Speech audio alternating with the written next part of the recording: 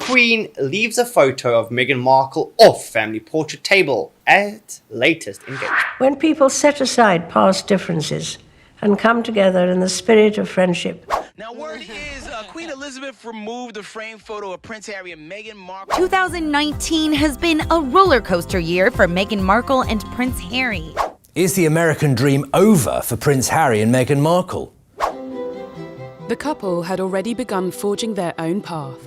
As the pair continue to embark on their journeys together away from the UK.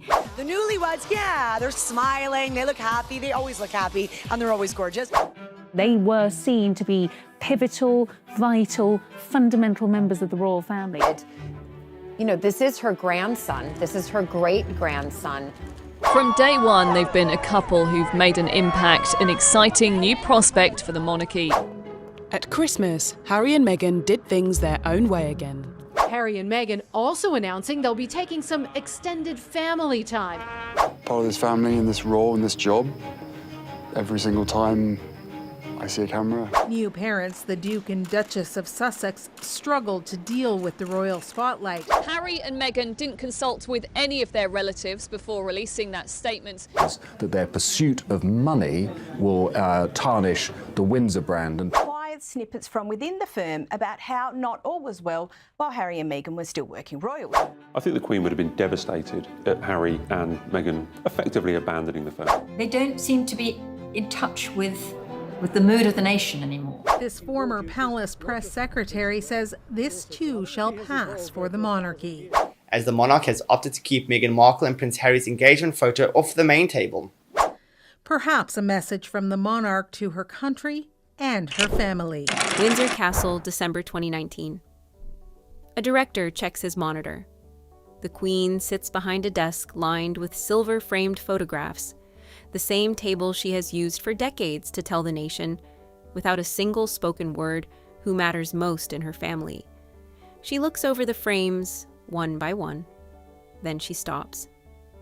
According to royal author Christopher Andersen, she points to a photograph of Prince Harry, Meghan, and their infant son, Archie, and tells the aide standing beside her, "That one, I suppose we don't need that one." It is removed. The broadcast goes ahead without it. Millions watch the speech that Christmas Day, and almost nobody notices what is missing. But Prince William does. So does Prince Harry, eventually. And according to Andersen's reporting, that single removed photograph would echo through the family for years. This is the story of the moment the Queen edited her own family, on camera, in silence, days before the most public speech of her year. If you want more deep dives like this, make sure to subscribe to Royal Archives. To understand why one photograph mattered so much, you have to understand what the Christmas broadcast actually was to the Queen. It wasn't just an address to the nation. It was curated. Every object on that desk, the pen, the clock, the photographs, had been chosen by her, arranged by her, approved by her. For over 60 years, the frames on that table told a quiet story about the line of succession and the family she wanted the public to see. William, Kate, Catherine, as she preferred to be called by 2019, Charles, Camilla, and, in most years, Harry. By December 2019, the family the cameras usually saw had already fractured in ways the public was only beginning to grasp. Harry and Meghan had spent that Christmas not at Sandringham with the rest of the family, but in Canada, with Meghan's mother, Doria Ragland, and 8-month-old Archie. It was the first time in Harry's life he had missed the royal Christmas entirely. Palace watchers noticed the absence immediately. What they didn't know, and what wouldn't surface until Andersen's 2021 book, Brothers and Wives, hit shelves, was that the Queen had noticed too and acted on it in a way nobody expected. Andersen writes that this wasn't an oversight. 2 years earlier, in 2017, freshly engaged Meghan had appeared on that same table beside William and Kate's photo, a signal, deliberate and public, that the family had welcomed her. To then remove her, Harry and Archie, in 2019 wasn't an accident of stagecraft. According to Andersen's account, it was a decision made in the room, in real time, by the Queen herself. The broader context matters here. 2019 had already been, in the Queen's own words, months later, Prince Philip had been hospitalized. And underneath it all, the rift between William and Harry, the one insiders had been quietly discussing since Harry and Meghan's wedding the year before, had hardened into something the family could no longer paper over with a joint photograph at Christmas. Staff who worked at Buckingham Palace that year have described the Queen as unusually guarded heading into the holiday season, aware that the broadcast's optics would be read closely by a public increasingly fascinated by the Sussexes' every move. The Queen's process, according to those close to the production, was methodical. She reviewed the frames with the director present, confirming each one before recording began. Staff who worked on the broadcasts in previous years have described her as deliberate, almost to the point of ritual. Nothing on that desk appeared without her approval. So when she reached the Sussex photograph, according to Andersen's sourcing, there was no hesitation. She looked at it. She made her judgment. And she said the words that would end up defining one of the quieter royal controversies of that decade. That one, I suppose we don't need that one. The photograph was gone before the cameras rolled. Prince William, according to Andersen's book, learned about it almost immediately and reacted with something close to disbelief. He is reported to have gone straight to Catherine, telling her that Harry would be devastated once he found out. William, more than almost anyone else in the family, understood what a missing photograph on that table actually meant. He had grown up watching his grandmother use that desk as a message board. He knew the removal wasn't decorative, it was a verdict. Because just months earlier, in the spring of 2019, the family had gathered to celebrate Archie's birth with photographs splashed across every front page in Britain. The warmth had looked genuine. And then, by December, the same child's image had been quietly lifted off the Queen's desk. Across social media in the days after the broadcast aired, close royal watchers who tracked the table year over year began asking the same question. Where was Harry's family? Buckingham Palace offered no comment. The broadcast had already gone out. There was nothing left to correct. For Catherine, according to those close to the Wales household at the time, the episode carried its own quiet weight. She had spent years building a working relationship with Meghan that outsiders often described as cordial rather than close, and William's alarm that evening put her in the position of managing her husband's concern for a brother whose marriage she had only partially been led into.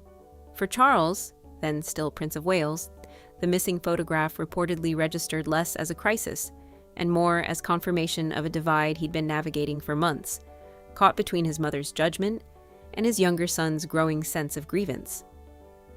To understand the Queen's decision, Andersen's reporting points somewhere specific, not to personal dislike of Meghan, but to something the Queen valued above almost anything else, the institution she called simply the firm.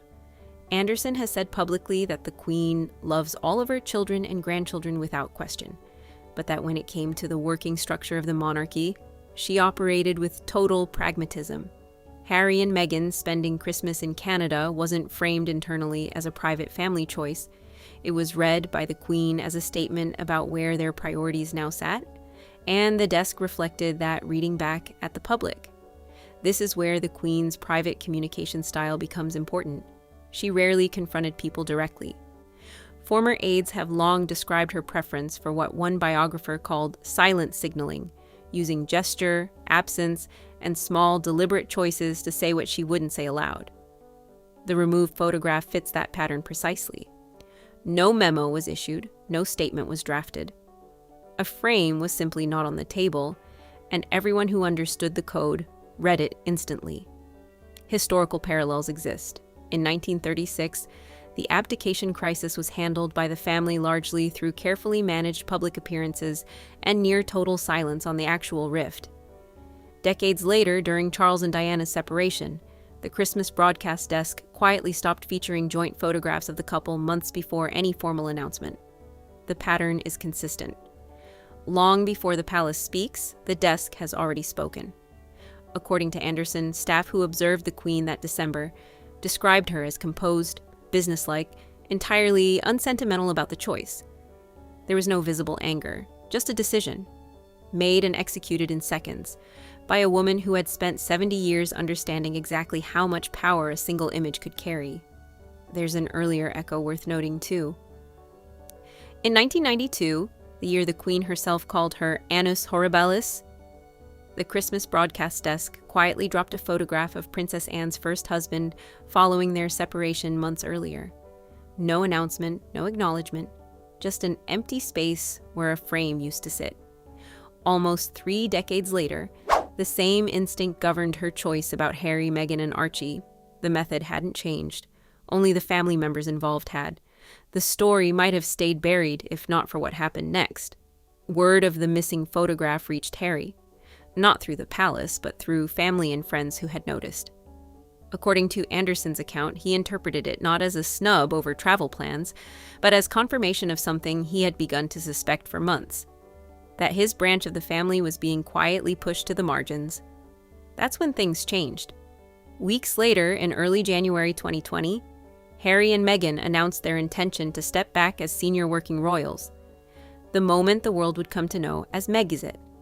Andersen doesn't claim the missing photograph caused that decision outright, but he places it firmly inside the timeline that led there.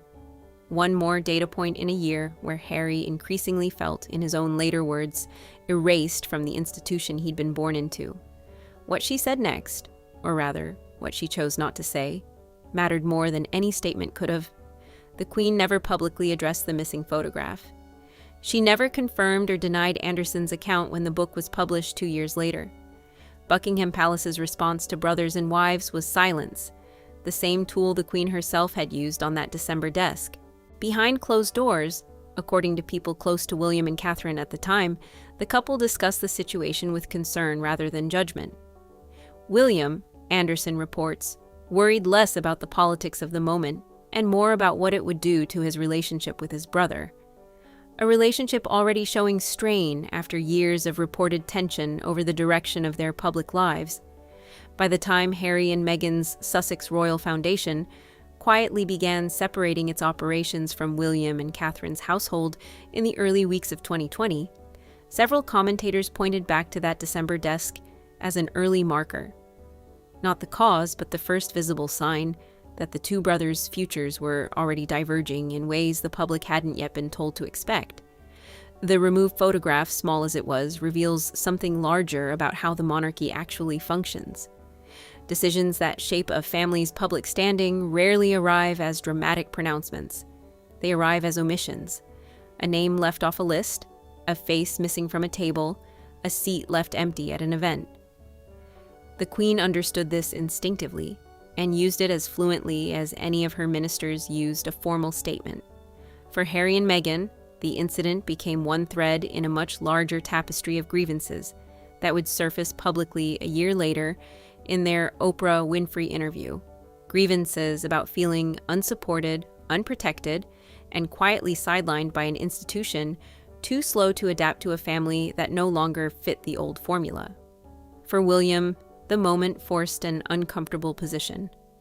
He was, according to Andersen, aware of the significance before Harry ever was, and chose not to intervene. Whether that was loyalty to his grandmother's authority, political caution, or simple uncertainty about what to say, Andersen's account leaves open. What's clear is that William's silence in that moment became its own small chapter in the brothers' unraveling relationship. For the Queen herself, the episode is a rare, documented instance of her private judgment overriding sentiment in real time, caught not by a leaked memo, but by the people standing in the room. It's a reminder that the woman famous for never revealing her opinions in public was, in private, entirely capable of making them unmistakably clear to the people who knew how to look. Those present for the recording that day, according to Andersen's sourcing, came away with a specific impression. This wasn't cruelty. It was, in the Queen's own long-practiced language, correction. She had spent decades treating the monarchy as something that had to be protected even from the people inside it, and by December 2019, that instinct extended to her own great-grandson's photograph. By the time Andersen's book reached bookstores in November 2021, the Queen was 95 years old, and much of what he described could no longer be denied or confirmed by the person at the center of it. Buckingham Palace, true to form, said nothing.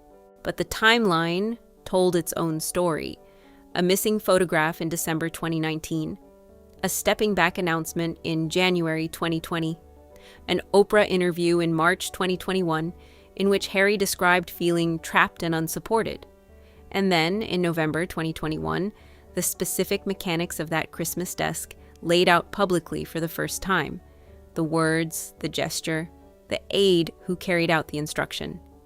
Was it really about a photograph? Or was it the clearest, smallest, most human proof of a much larger decision the Queen had already made about where her family was heading? That question was never answered directly. It didn't need to be. Everyone who watched the family's trajectory over the following 2 years could draw their own conclusion from the sequence of events Andersen had laid out.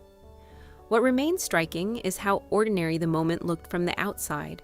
No raised voice, no confrontation, just a woman reviewing photographs, the way she had for 60 years, making one final adjustment before the cameras rolled. And, according to Andersen, changing the course of a family story with 11 quiet words. Royal historians who reviewed Andersen's account after publication were split on how much weight to give it. Some called it consistent with everything known about the Queen's methods. Others cautioned that a single anonymous source, however detailed, isn't confirmation. What nobody disputed was the visible fact underneath the claim. The photograph really was missing, and the timeline really did unfold, the way Andersen laid it out, whatever the Queen's private reasoning turns out to have been. The Queen never spoke publicly about the missing photograph. She never had to. By the time she died in September 2022, Harry and Meghan's departure from royal life was long settled, and the 2019 Christmas desk had become, in hindsight, one of the earliest visible cracks in a relationship that would fully break within the year. What Andersen's account leaves unresolved is intent. Whether the Queen meant that removal as punishment, as pragmatism, or simply as an honest reflection of a family already drifting apart. She took that answer with her. What's certain is this. For one December afternoon at Windsor, the most powerful woman in Britain looked at a photograph of her grandson's young family and decided the public didn't need to see it. The consequences of that decision are still being written. If this kind of untold royal history fascinates you, subscribe to Royal Archives for more deep dives into the private moments that shape the crown.